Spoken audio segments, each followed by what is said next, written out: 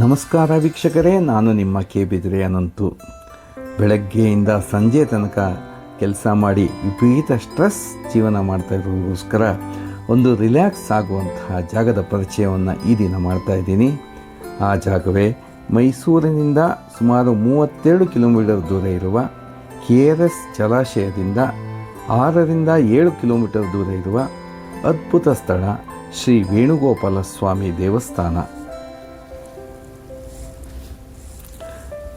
2000 ವರ್ಷಗಳಷ್ಟು ಇತಿಹಾಸ ಇರುವ ಈ ದೇವಸ್ಥಾನ 18ನೇ ಶತಮಾನದಲ್ಲಿ ಪುನರ್ ನಿರ್ಮಾಣವಾದಂತಹ ದಾಖಲೆಗಳು ಸಿಗುತ್ತೆ. 1970ರಲ್ಲಿ ಕಾವೇರಿ ನದಿಯ ಪ್ರವಾಹದಲ್ಲಿ ದೇವಾಲಯ ಸಂಪೂರ್ಣ ನೀರಿನಲ್ಲಿ ಮುಳುಗಿ ಹೋಗಿತ್ತು. ಸುಮಾರು 70-75 ವರ್ಷಗಳ ಕಾಲ ನೀರಿನಲ್ಲಿ ಮುಳುಗಿದ್ದ ಶ್ರೀ ವೇಣುಗೋಪಾಲ ಸ್ವಾಮಿ ದೇವಸ್ಥಾನವನ್ನು ಕೋಡೆಸ್ ಸಂಸ್ಥೆಯವರು ಅದ್ಭುತವಾಗಿ ಹಳೆಯ ಹೊಯ್ಸಳ ಶೈಲಿಯಲ್ಲಿ ಜೀರ್ಣೋದ್ಧಾರ ಮಾಡಿದ್ದಾರೆ. ವೀಕ್ಷಕರೇ, ಹಂಪೆಯಲ್ಲಿರುವಂತಹ ಕಲ್ಲಿನ ರಥ ಇಲ್ಲೂ ಕೂಡ ಇದೆ. ನೋಡಿ ಎಷ್ಟು ಚೆನ್ನಾಗಿದೆ.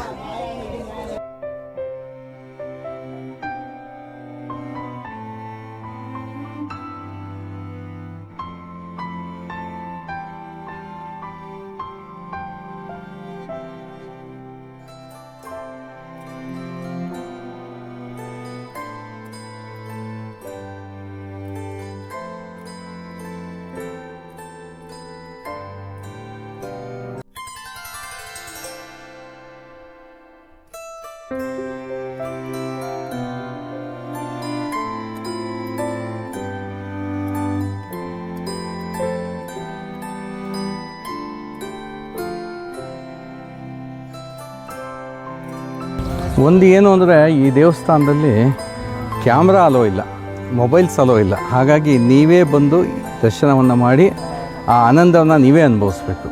ದಯಮಾಡಿ ಬನ್ನಿ, ತುಂಬ ಚೆನ್ನಾಗಿದೆ.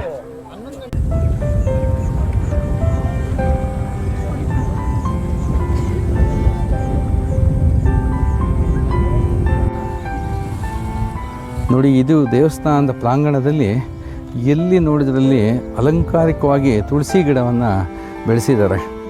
ಎಷ್ಟು ಆನಂದ ಆಗುತ್ತೆ, ಎಷ್ಟು ವಿಶೇಷವಾದ ಒಂದು ಇದು. ಎಲ್ಲಿ ನೋಡೋದು ತುಳಸಿ ಗಿಡ.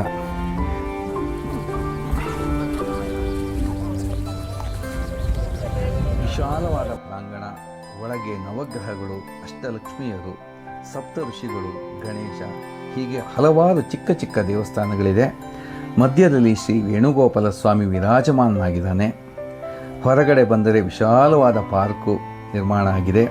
ಕಲ್ಲಿನ ರಥ, ಮನಸೋರೆಗೊಳ್ಳುವಂತಹ ಮಂಟಪಗಳು, ಸುತ್ತಲೂ ಕಾವೇರಿ ನದಿಯ ಭವ್ಯ ನೋಟ.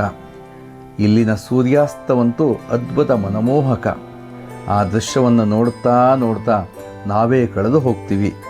ಇಲ್ಲಿ ಯಾವ ಎಂಟ್ರಿ ಫೀಸೂ ಇಲ್ಲ, ಯಾವ ಪಾರ್ಕಿಂಗ್ ಚಾರ್ಜೂ ಇಲ್ಲ, ಯಾವ ಕಾಣಿಕೆ ಹುಂಡಿಯೂ ಇಲ್ಲ, ಅರ್ಚನೆ ಪೂಜೆ ಮಾಡಿಸುವ ಚೀಟಿಗಳು ಕೂಡ ಇಲ್ಲ. ಇಲ್ಲಿ ಭಕ್ತಿ ಮತ್ತು ಆನಂದ ಒಂದೇ ವ್ಯಾಪಾರ. ಇಂತಹ ಒಂದು ಅದ್ಭುತ ದೇವಸ್ಥಾನಕ್ಕೆ ನೀವು ಕೂಡ ಭೇಟಿ ಕೊಡಿ. ವೇಣುಗೋಪಾಲ ಸ್ವಾಮಿ ಆಶೀರ್ವಾದ ಪಡೆದು ರಿಲ್ಯಾಕ್ಸ್ ಆಗಿ. ಸ್ನೇಹಿತರೆ, ನೀವಿನ್ನೂ ನನ್ನ ಚಾನಲ್ಗೆ ಸಬ್ಸ್ಕ್ರೈಬ್ ಆಗಿಲ್ಲ ಅಂದರೆ ದಯಮಾಡಿ ಸಬ್ಸ್ಕ್ರೈಬ್ ಆಗಿ, ಬೆಲ್ ಐಕಾನ್ ಪ್ರೆಸ್ ಮಾಡಿ, ಲೈಕ್ ಮಾಡಿ, ಶೇರ್ ಮಾಡಿ. ಮತ್ತೊಂದು ಅದ್ಭುತ ವಿಚಾರದೊಂದಿಗೆ ಮತ್ತೆ ಭೇಟಿಯಾಗ್ತೀನಿ. ಸರ್ವೇ ಜನಾಃ ಸುಖಿನೋ ಭವಂತು. ನಮಸ್ಕಾರ.